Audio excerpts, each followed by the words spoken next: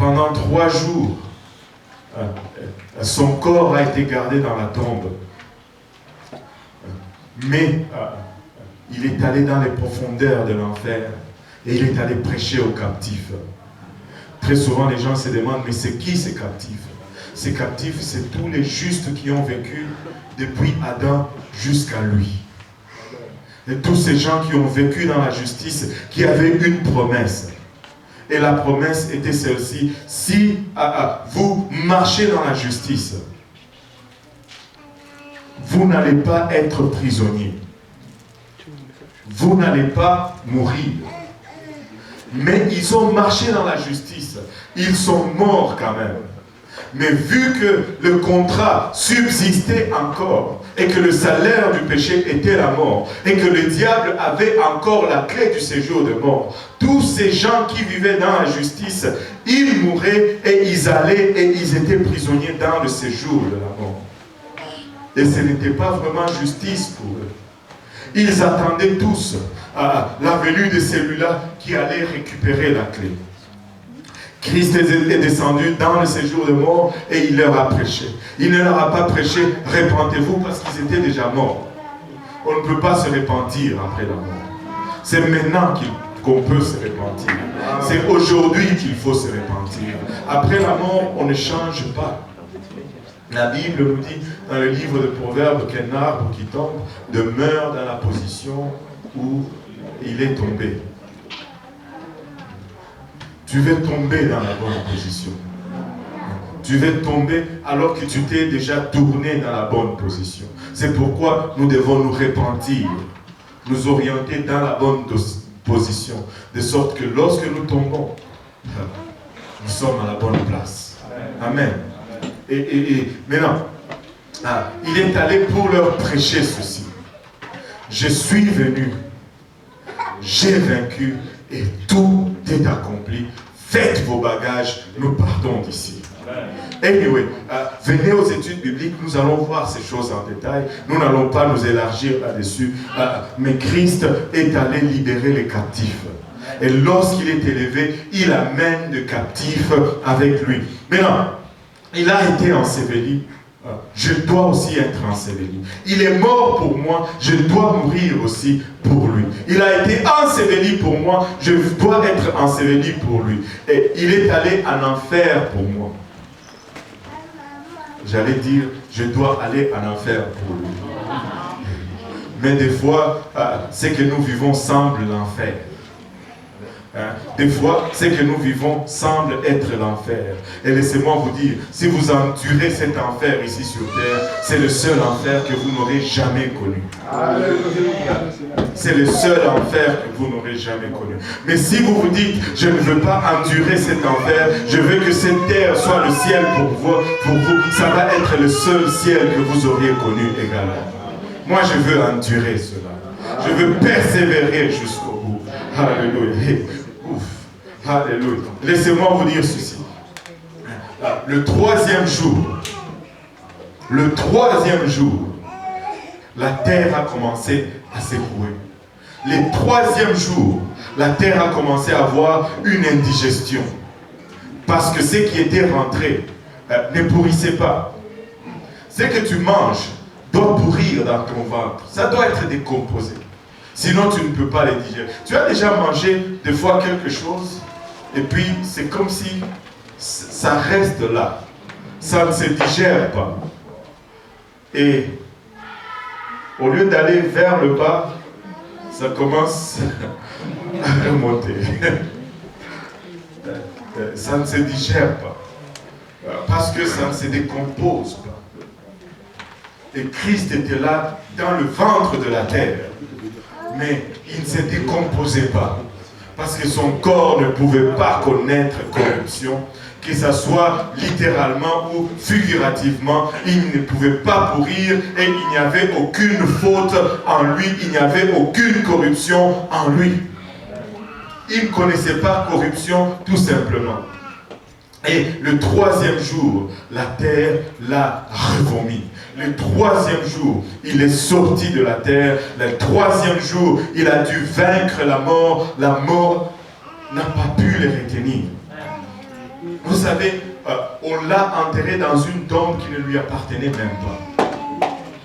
Et c'était prophétique et significatif. Parce qu'il n'en avait pas besoin pour l'éternité. Il en avait besoin juste pour 3 jours. Pourquoi acheter une maison si je dois y rester juste pour 3 jours? 3 jours seulement. Il dit, prêtez-moi juste une tombe. Parce qu'après 3 jours, je veux vous le remettre. Alléluia. Il est vivant. Regarde ton voisin, il est vivant. Tu dis, mais qu'est-ce que tu es en train d'essayer de dire, pasteur? Je suis juste en train d'essayer de te dire qu'il est vivant. Il n'est pas mort. Et s'il est vivant, je peux aussi vivre. S'il est vivant, je peux triompher de toute épreuve. S'il est vivant, je ne peux même pas craindre la mort. Alléluia. Il est vivant. Le 3e jour, il est sorti vivant. Il est ressuscité et je dois m'identifier également à sa résurrection. Tu me dis, mais comment est-ce que je peux m'identifier à sa mort, à son ensevelissement et à sa résurrection? C'est très simple. Le jour de la Pentecôte. Pentecôte, c'est 50 jours après la résurrection. Jésus est ressuscité. Il est resté sur la terre pendant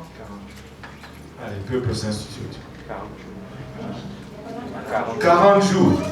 Alléluia. Et après 40 jours, il est monté au ciel en laissant une promesse aux apôtres, en leur disant, allez à Jérusalem et attendez jusqu'à ce que vous recevez la puissance d'en haut. Et ils ont attendu à Jérusalem pendant combien de temps?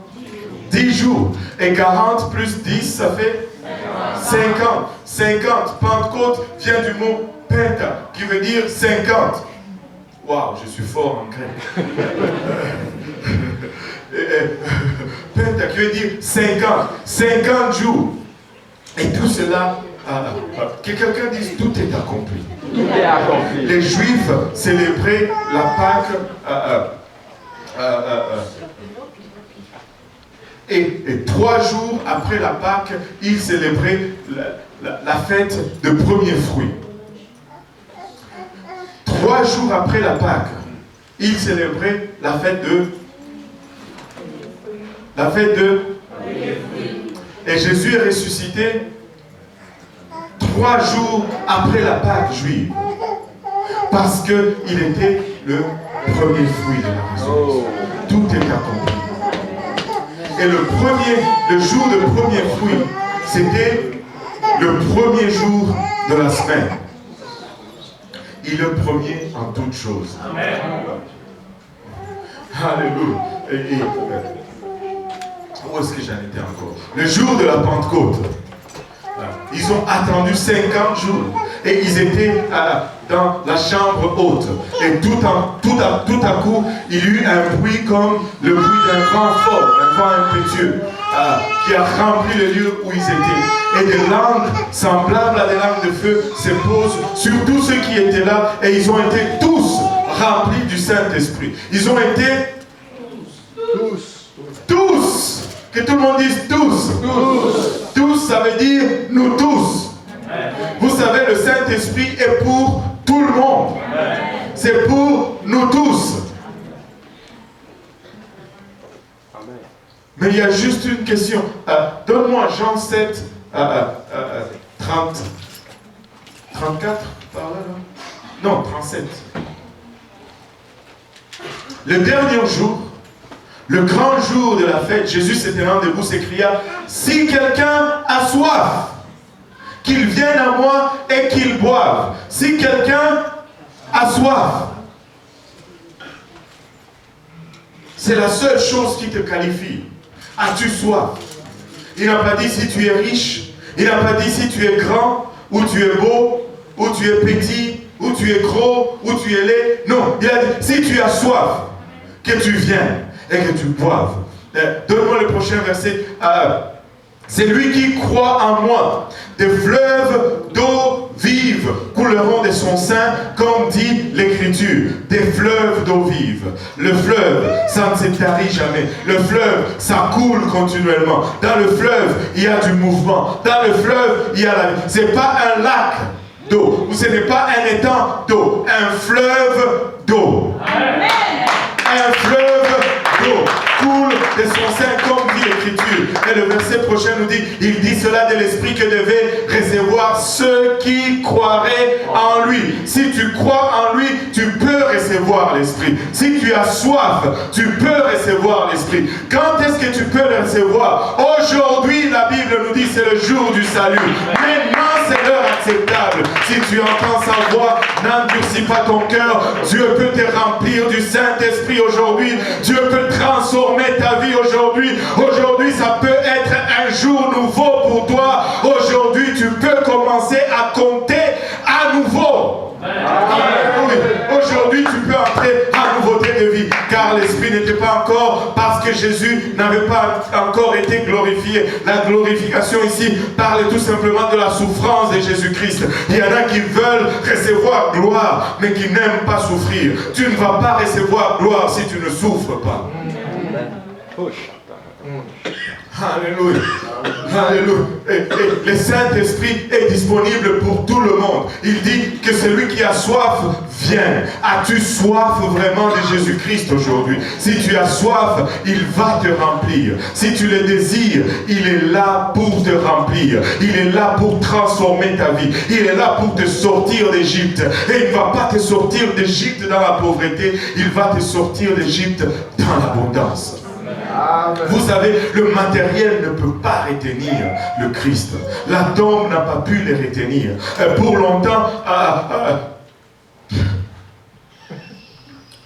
longtemps, j'ai pensé que Jésus est ressuscité. Et puis, il a poussé la pierre de la tombe. Et puis, il est sorti, il a fait « Ah, je suis ressuscité ». Non. Non. Un Jésus-Christ ressuscité n'avait pas besoin de pousser la pierre. Il passait à travers la pierre. Il n'avait pas besoin d'ouvrir la tombe. Vous savez, très souvent nous laissons le matériel.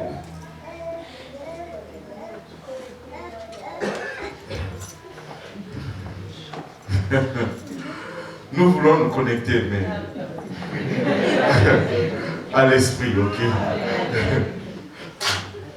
Il y a quelqu'un qui a besoin d'être connecté. Amen. Alléluia. Mais non, écoutez, très souvent nous laissons le matériel. Si le matériel entrave ta renaissance, c'est parce que tu as choisi que ça soit comme ça. Le matériel ne peut pas te retenir. Ça n'a aucun pouvoir.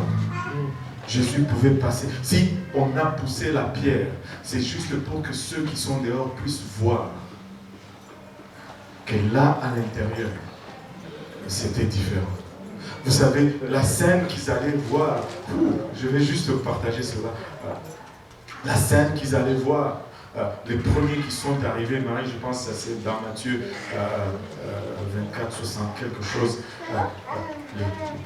Elles sont rentrées, elles ont vu que la tombe était vide. Quand il dit vide, cela ne voulait pas dire que c'était exempt de toute présence. Mais ce qu'ils cherchaient n'était pas là. Mais il y avait autre chose. Ils ont vu à la place où Jésus